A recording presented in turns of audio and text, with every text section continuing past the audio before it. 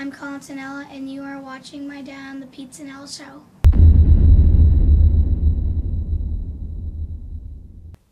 Hey everybody, welcome back to episode 2 of the Pete Cinella Show here on FDUnites.com. Joel Godett, glad you could join us today. Head coach of the women's basketball team, Pete Cinella. Good week for you guys. I think overall you go 2-2, and I know the 2 losses, as far as the score was concerned, weren't as close as you wanted, but as far as learning experience, there's probably not a better teacher than going to Connecticut and facing Gino Auriemma's team. That was a great experience for us. We got to play in front of 7,000 fans, high intensity.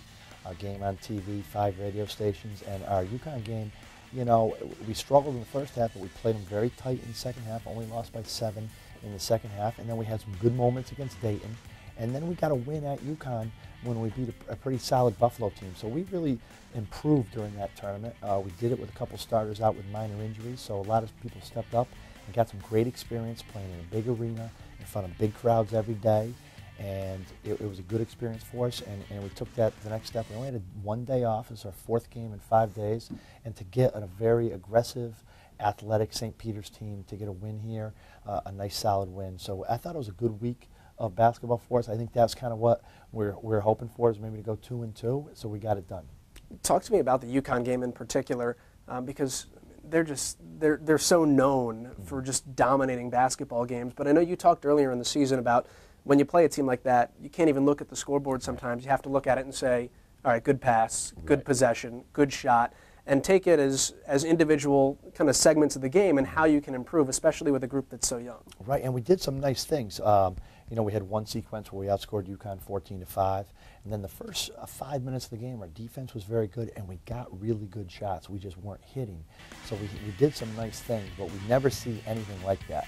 It's just overwhelming the entire team, how they attack you defensively, and then how they push it on offense. So just to be able to make passes in that game really can help you out down the road, and also just to try and get back defensively can really help you out. So we did do some nice things in that game, and we did learn a lot that weekend. Talk to me about the Buffalo game in particular as well, because you take 2 hard losses to start that tournament, and third game in 3 days. You guys showed no fatigue. You showed no downtroddenness. You came out, you got a win, and you fought hard for it. Very, very happy for the team that game, because we took some hard hits playing a top 40 team like Dayton and a top 5 team like UConn on the road.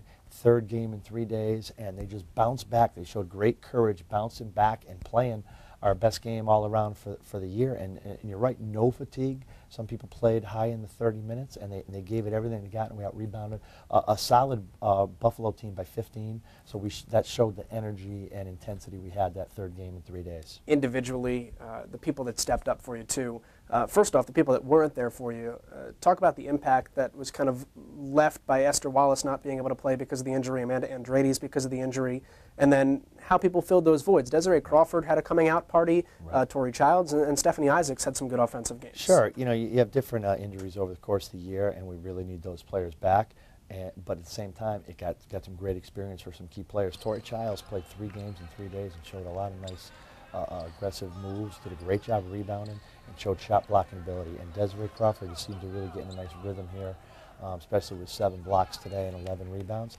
And then we had a couple other freshmen step up and play 30 minutes in some games. Mariah Nunes had an 8-rebound game, and Stephanie Isaacs had a 14-point game. And Erica Livermore, the freshman, has really started to step up and display good ability on the board. She led the team in the UConn game in points and rebounds, and she carried that to later this week with a double-double. You get the off day on Monday, but then it's right back to work. We started off talking about the 4 games in 5 days, and St. Peter's comes to your place.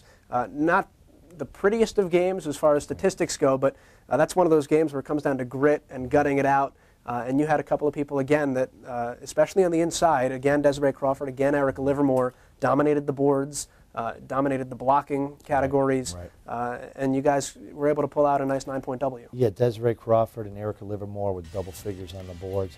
And, St. Peter's had been off for a week, so they came in here pretty energized, and it was our 4th game in 5 days. We took the big lead, 12-point lead at halftime.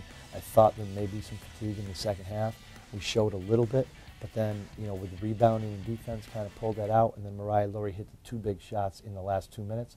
And then Danielle Pankey probably had one of her better all-around games. So we had some high-energy players really step up today. got a chance to talk to Desiree Crawford as well after the St. Peter's victory.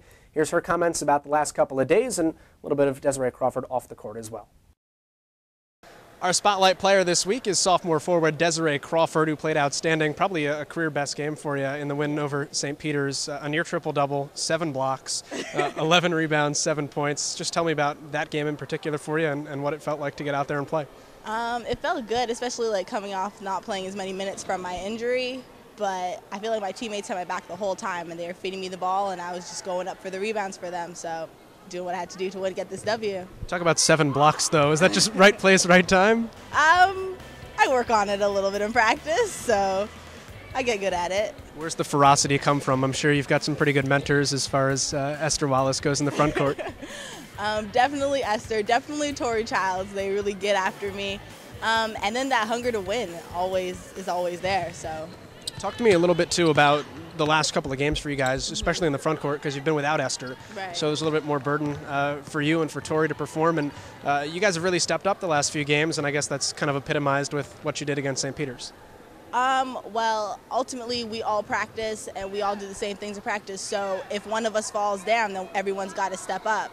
So at the end of the day, we all have to do what we need to do to get the win, and that's just what me and Tori did. Are you guys kind of rolling right now? I know it was a tough first couple of games in Connecticut, but probably good learning experiences with the caliber of team you played, and now you get back-to-back wins for the first time. You're going to conference play. You guys have to be feeling pretty good. Definitely feeling really good. The Connecticut tournament definitely made us a stronger team. We had to go up against really strong people, learn how to play more physically, and that definitely showed during the St. Peter's game, so it was a good win. Talking with Desiree Crawford here. Tell me a little bit about you off the court. You're sort of unique in this team in that you're one of 2 players who's not from this country. You and Mariah Nunes both come from Canada. I know there's a lot of similarities, but is it something of a culture shock when you come down south of the border? Definitely a culture shock. Canada will never be anything close to New Jersey, but it's nothing like the Jersey Shore, which was refreshing. What's the most difficult thing? Sometimes there's language barriers. That doesn't exist with Canada and America, but culturally that you have to get used to in a new country. Definitely American slang. If that was a language barrier. There is a language barrier. There's definitely a language barrier in that situation. I know you're also an accomplished violin player as well, so that's maybe something people don't know about you. What can you tell me about how long you've played violin, kind of what your accomplishments are? I've been playing the violin since the 6th grade, and we've definitely gone to a whole bunch of Kiwanis music festivals, came first.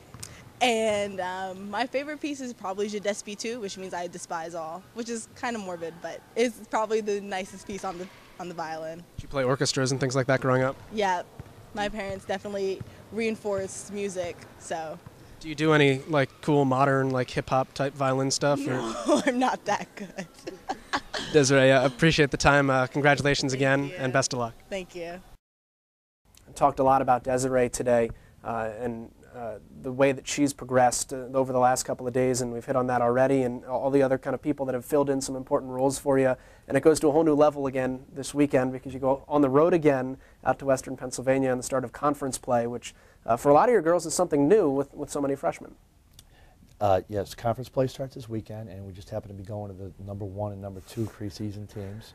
At the same time, it's going to be a great experience for the new players. But you know, we played at St. Francis, PA twice last year, and we had some good moments there. But they were very tough at home, and Robert Morris is very tough at home. So it's going to be a great experience for our young players and for our veterans. They got to lead the way, but we're looking forward to battle 2 teams. What changes in conference play? I know when you go through the non-conference schedule, especially early season, it's about getting better game to game. But when you go to conference games, it all counts a whole different way. And I think the emphasis maybe changes a little bit. It is a little different these first 2 games because in some ways they feel you're not in that conference rhythm yet. So it's sometimes tough to judge. But you're right, you're going to see a whole different level of intensity right here with these 2 games. And just seeing who comes out strong is going to be interesting. And I'm sure both teams and all the teams that we play here are going to, you know, who are the young players going to step up, what veterans are going to take the lead. So it is going to be a little bit different. At the same time, when you play these 2 in-conference games this early, it almost feels like they're out-of-conference games sometimes. But we just have to see how the new kids do and how they get after it. good early season barometer, St. Francis, Robert Morris, and then back home to take on another non-conference opponent, Stony Brook, next week. Coach, appreciate the time. Good luck. Ro. Yep, thanks, Ro. It's the Pete Cinella Show right here on FDUnites.com. More updates and access as we continue out through the women's basketball season.